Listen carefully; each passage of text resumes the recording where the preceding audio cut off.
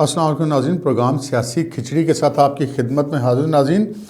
بڑھتی ہوئی مہنگائی نے تو عوام کا کچومر نکال ہی دیا تھا، لیکن اب یہ گیس کا بحران ہے کہ یہ کہیں حل ہوتا ہوا دکھائی نہیں دے رہا۔ اپنے چودھری سیاست صاحب نے بھی آنکھوں پر کالی اینک لگا رکھی ہے، پتہ نہیں اب وہ کالی اینک سے ان کو وہ بڑھتی ہوئی مہنگائی نظر آ رہی ہے یا نہیں آ رہی۔ چلیں ان سے پوچھتے ہیں۔ چودھری صاحب، آپ کی اپنی جماعت بھی فنڈز لیے جا رہی ہے، کیسز میں بھی آپ کو ریلیف مل گیا ہے، کیا آپ یہ روتی ہوئی عوام کے بھی کوئی آنسو پونجیں گے؟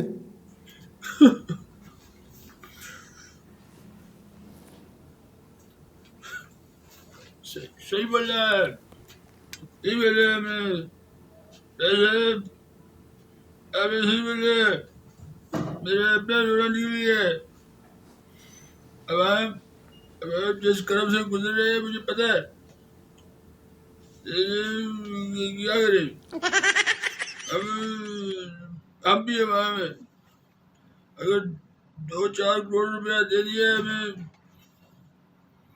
تو اس میں ایسی کوئی بات نہیں ہے۔ ٹھیک بڑا یار، میری آنکھیں پانی آ رہا ہے۔ جی رائے صاحب، میں بات کر رہا تھا، وہ ذرا رونا آ گیا تھا ابھی بعد میں، تو میں بات کر رہا تھا اگر 2-4 کروڑ روپے ہمیں مل گئے ہیں تو اس میں ایسی کوئی بات نہیں ہے۔ ہمیں عوام کا دکھ ہے، جو ہمیں پیسے ملے ہم نے گھر نہیں لے کے جانے، یہ پیسے سے ہم عوام کے لیے جو ہے سڑکیں بنائیں گے، گلیاں بنائیں گے، ان کے پانی کے مسائل حل کریں گے، سیوریج کے مسائل حل کریں گے۔ یقین مانو جتنے بھی پیسے دیے عمران خان یا بزدار نے، 1 روپیہ نہیں ملے ہے۔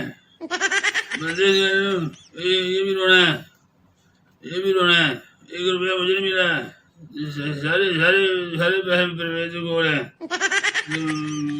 ریلیف بھی جو ملا ہے ایسا کوئی ریلیف نہیں ملا ہے۔ مطلب چیئرمین نیب کی مہربانی ہے، اس نے ہمارے مقدمے ختم کر دیے، ہم نے تو ان سے کچھ نہیں مانگا تھا، وہ انہوں نے خود ہی کہا جی کیس غلط ہے۔ جب کیس غلط ہو تو پھر کوئی ایسی بات نہیں ہوتی۔ آپ جو ہے نا ہر بات کا بتنگڑ نہ بنایا کریں۔ چودھری صاحب، یہ مگرمچھ والے آنسو تو نہیں ہے نا؟ یہ بالکل نہیں، یہ دیکھیں، یہ دیکھیں، اصلی مگرمچھ لگ رہے ہیں۔ مگرمچھ کے جو ہے نا آنسو اس طرح کے ہوتے بھی نہیں ہیں، یہ میں آپ کو بتا دوں۔ اب جس طرح کی میری عمر ہے اور میرا تجربہ ہے سیاسی، میں اس عمر میں ویسے بھی مگرمچھ کے آنسو نہیں رو سکتا۔ جو بھی میں رو رہا ہوں وہ ٹھیک آنسوؤں کے ساتھ اور صحیح آنسوؤں کے ساتھ رو رہا ہوں۔ آپ کو کیا پتہ ہے؟ آپ کو کبھی مگرمچھ سے پالا پڑا ہو تو آپ کو پتہ چلے نا۔ یہاں پہ کرسی پہ بیٹھ کے سوال جواب کرتے رہتے ہیں ویسے، یہ آپ کے لیے ساری زندگی ہے، سارے معاملات ہیں۔ باہر نکلیں، مگرمچھ سے ویسے رہے ہیں، مگرمچھ سے ویر نہیں پانا چاہیے، یاد رکھنا ہے۔ چلیں، یہ تو اچھی بات ہے۔ اچھا یہ بتائیں کہ یہ نئے صاحب آ گئے ہیں، ابھی تک خاموش ہیں، اس کی وجہ کیا ہے؟ جہاں تک میرا سیاسی تجربہ کہتے ہیں، جو ہے نا وہ خاموش نہیں ہے، وہ خاموشی کے ساتھ اپنی واردات ڈال رہے ہیں، بہت سی فائلیں چیک کر رہے ہیں، جانے والوں کے معاملات چیک کر رہے ہیں، اور وہ اپنے باس سے مل چکے ہیں، ان سے انہوں نے فری ہینڈ بھی لے لیا ہے۔ ابھی بگ باس سے ان کی ملاقات نہیں ہوئی، لیکن اس ملاقات سے پہلے وہ اپنے ادارے میں انہوں نے اچھی خاصی اتھل پتھل کی ہے، کئی افسران انہوں نے ادھر ادھر کر دیے ہیں، اور سب کو بولا ہے خبردار جو کسی کی سائڈ لی، قانون اور انصاف کے مطابق کام کریں، اور کسی سیاسی جماعت کے ساتھ بھی ابھی ہم بھی انتظار میں ہیں، نہ ان کا مجھے ابھی فون آیا ہے، نہ انہیں ملاقات کا کوئی سندیشہ بھیجا ہے۔ ہم بھی اس انتظار میں کہ شاید کوئی کاشال آئے میدان، فون والے وے کے بھی تھک گئے ہیں۔ اچھا، یعنی کہ اس خاموشی میں ایک طوفان چھپا ہوا ہے، لیکن بنے گا کیا؟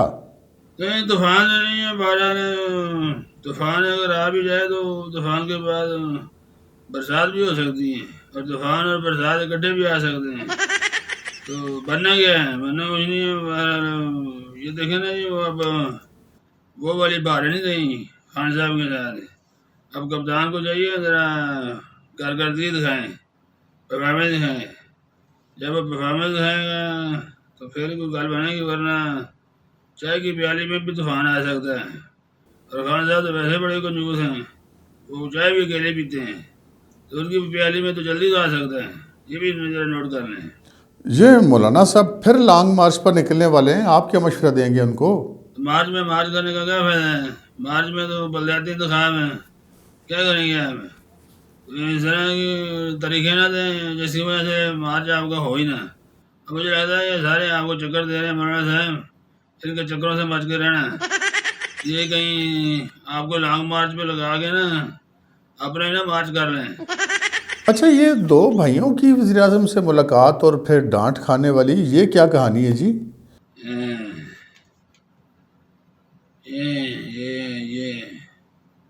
یہ خبر تمہیں کس نے بتا دی راجا؟ پھر راجا کو کس نے بتا دیا؟ بارے اب تو نے آن کیمرہ پوچھ لیا ہے، بڑا کنہ ہے راجا تو، اندر کی خبریں لے. وہ نام تو میں بھی نہیں بتاؤں گا یار، میں ابھی اس عمر میں جو ہے نا وہ جیل نہیں جا رہا تھا. میں تو جہاں پہ پڑھا ہوا ہوں وہ بھی جیل سے کم نہیں ہوا ہے. لیکن ایک دو بھائی ہیں، ایک سینیٹر ہے، ایک سرکاری افسر ہے.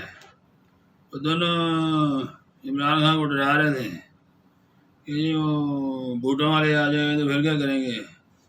تو عمران خان نے آگے سے کہہ دیا ہنستے ہوئے، اس نے کہا جب انہوں نے آ ہی جانا تو پھر میں نے کیا کرنا ہے. بات تو ٹھیک ہے.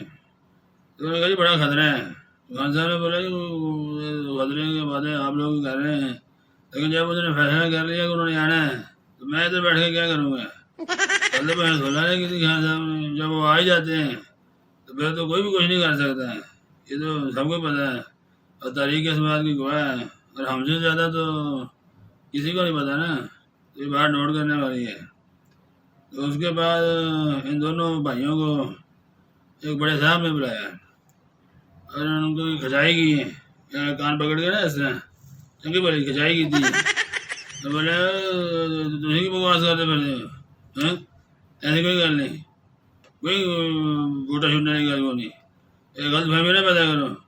اگر آئندہ حرکت ہوئی تو پھر بہت خود ذمہ دار ہوں گے. اچھا خاصا ان کو ڈانٹا انہوں نے، گاؤں کا غلط فہم پھیلاتے پھرتے انہوں نے کہا نوکریوں جاؤ گے تم ہی.